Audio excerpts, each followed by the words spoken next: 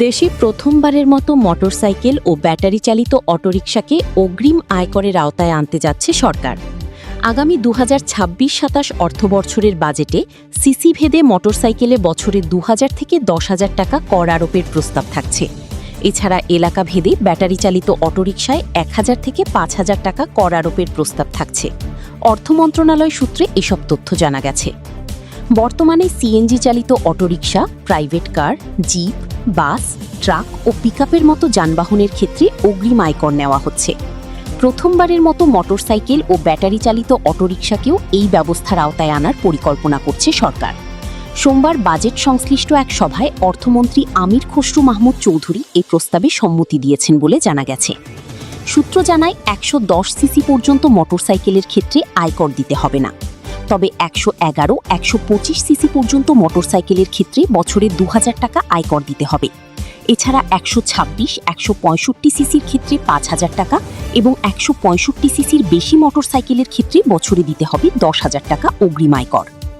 বাংলাদেশ সড়ক পরিবহন কর্তৃপক্ষের বিআরটিএর সবশেষ তথ্য অনুযায়ী দেশে বর্তমানে নিবন্ধিত মোটরসাইকেলের সংখ্যা 48,70,780। তবে সংস্থাটির কাছে সিসি ভিত্তিক নির্দিষ্ট কোনো পরিসংখ্যান নেই। নিবন্ধিত মোটরসাইকেলের মধ্যে 110 সিসি বা এর নিচের মোটরসাইকেলের সংখ্যা 10 লাখ ধরে হিসাব করলে করযোগ্য মোটরসাইকেলের সংখ্যা দাঁড়ায় প্রায় 38 লাখ। গড়ে প্রতিটি মোটরসাইকেল থেকে 4000 টাকা করে কর আদায় করা গেলে সরকারের কোষাগারে বছরে যোগ হতে পারে প্রায় 1520 কোটি টাকা। মোটরসাইকেলের ক্ষেত্রে বর্তমানে এককালীন নিবন্ধন ফি এবং 2 বছর পরপর রোড ট্যাক্স দিতে হয়।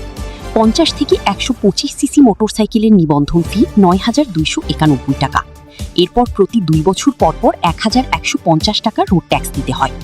125 সিসির বেশি মোটরসাইকেলের নিবন্ধন ফি 11,764 টাকা এবং প্রতি 2 বছর পরপর 2300 টাকা রোড ট্যাক্স দিতে হয়। গত এক দশকে বাংলাদেশে মোটরসাইকেল শিল্পে বড় ধরনের বিনিয়োগ হয়েছে। হোন্ডা, ইয়ামাহা, সুজুকি, বাজাজ ও টিভিএসের বিভিন্ন মডেলের মোটরসাইকেল দেশে সংযোজন করা হচ্ছে। এতে প্রত্যক্ষ ও পরোক্ষভাবে কর্মসংস্থানের সৃষ্টি হয়েছে দেশের লাখো মানুষের। খাত সংশ্লিষ্ট ব্যক্তিরা বলছেন, অগ্রিম আয়কর আরোপ করা হলে মোটরসাইকেলের বিক্রি ও উৎপাদন কমে যেতে পারে।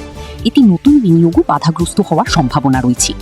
হোন্ডার chief marketing officer Shah Mohammad Ashikur Rahman বলেন, 110 সিসির মোটরসাইকেল ব্যবহারকারীদের মাসিক আয় সাধারণত 20